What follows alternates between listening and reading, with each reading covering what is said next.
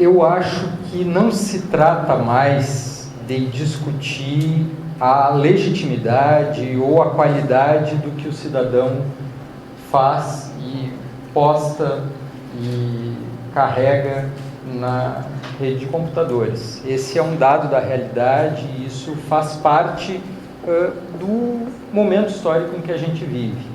Eu digo isso porque durante muito tempo, eu posso dizer talvez desde o surgimento da internet comercial, era muito comum ouvir os jornalistas procederem da seguinte maneira em relação aos conteúdos que surgiam por fora dos meios tradicionais na internet. Mas isso não tem a chancela do jornalismo, isso não tem o selo de qualidade, não tem a marca profissional que só o jornalismo pode fornecer. Isso foi verdade durante talvez os 10 primeiros anos, os 15 primeiros anos da internet comercial.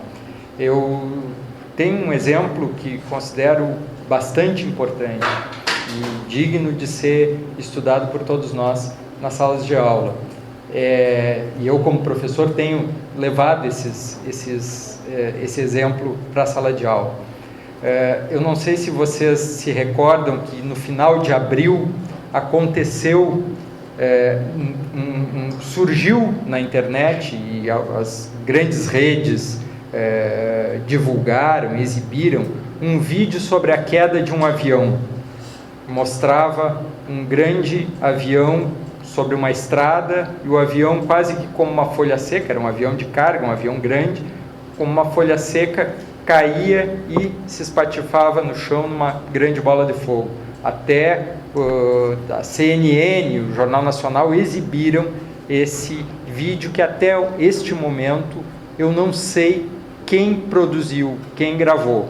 As pessoas falavam em inglês no vídeo e se soube porque naquele momento, poucos dias antes, havia caído um avião de carga numa base no Afeganistão, um avião americano. Se disse que, em alguns lugares, que aquele avião seria o avião americano que caiu matando 7 pessoas. A CNN fez o seguinte, ela mostrou as imagens dizendo: vídeo aparentemente mostra avião americano caindo no Afeganistão. Uma outra rede americana disse que aparentemente o vídeo mostrava aquele desastre que tinha sido noticiado, sem imagens, no momento que tinha acontecido, porque as imagens só foram aparecer 3 ou 4 dias depois, e dizia no final o seguinte: não podemos, de acordo com os nossos meios, verificar a autenticidade dessas imagens. No entanto, pelo que podemos perceber até o momento, elas são autênticas. Bem, não existia nenhuma agência de notícias distribuindo aquela imagem. Não existia a identidade, a pessoa que tinha feito a gravação dizendo: fui eu que gravei e realmente foi lá perto da base de Bagram em que aconteceu.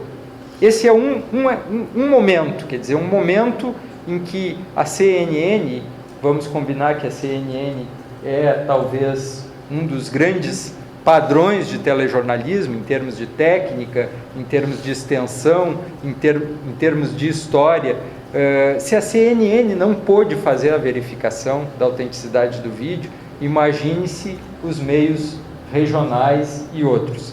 E aí eu faço o seguinte link com uma outra imagem que correu o mundo em janeiro, quando o presidente da Venezuela, Hugo Chávez, estava hospitalizado em Cuba. Cuba, como se sabe, vive sob um regime fechado e Chávez era uma figura, a saúde do Chávez era algo que era tomado como uma questão de segurança nacional. O jornal El País, que é o jornal mais prestigioso da Espanha, um jornal muito importante, publicou na sua capa uma foto de um homem numa mesa de cirurgia, num centro de tratamento intensivo. Esse homem, aparentemente, pela foto, seria Chaves. E o El País publica na primeira página aquela foto em 4 colunas com um texto dizendo que falando dos segredos da doença de Chaves. Essa foto tinha sido distribuída ao El País por uma agência de notícias que tinha comprado a imagem de um freelance. Esse freelance acabou se revelando ser uma pessoa que queria testar os padrões de verificação e de credibilidade dos grandes jornais. Pegou uma imagem, que era uma imagem do YouTube lá de 2009, de um sujeito que realmente, é preciso admitir, foi bem escolhido, o cara parecia o Chaves, e vendeu a imagem como se fosse uma imagem do hospital em que o Chaves estava internado em Havana. E o El País foi obrigado, em primeiro lugar, a recolher uma parte da sua edição, da sua edição impressa, que já estava em circulação. Em segundo lugar, no dia seguinte, foi obrigado a dar um desmentido daquilo que tinha acontecido. Ora, antes da internet nós não teríamos esse tipo de preocupação. Antes da internet seria muito mais difícil imaginar que alguém em Cuba, dentro do hospital em que o Chaves tinha sido operado, pudesse ter em mãos um equipamento fotográfico capaz de registrar aquela cena e ao mesmo tempo enviar esse material para o exterior.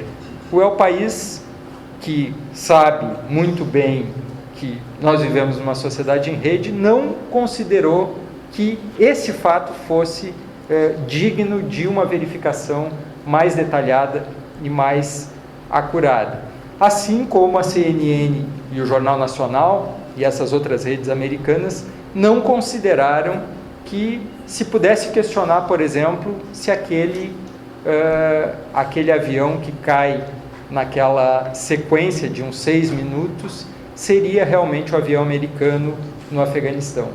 Então, eu acho que a gente está diante desses dilemas, mas eu tenho a impressão de que o futuro do jornalismo, se é que o jornalismo tem algum futuro, que é uma questão polêmica, eu acredito que tenha, ele tem a ver com esse intervalo entre esses dois acontecimentos. Um acontecimento em que uma determinada imagem é falsamente atribuída a uma determinada condição de produção, e um outro em que, diante de algo que é postado na rede, se publica uma notícia fazendo as devidas ressalvas, caso o jornalismo não tenha chegado lá, caso o jornalismo não tenha conseguido acesso àquele momento. Eu acho que nós não temos mais como fazer um processo de tirar as câmeras, os celulares, os tablets e os smartphones das mãos dos malditos amadores. Os malditos amadores fazem parte da paisagem e eles estão entre nós, são as nossas mulheres, são os nossos maridos, nossos filhos, nossos avós, nossos pais, e eles vieram para ficar. O que nós precisamos fazer é mostrar aquilo que a gente sabe fazer, que é apurar a informação de uma forma superior, mais qualificada, mais contextualizada, ou seja, fornecendo aquilo que a nossa timeline no Facebook não oferece, porque lá está uma frase que é atribuída ao Luiz Fernando Veríssimo, que o Luiz Fernando Veríssimo jamais disse.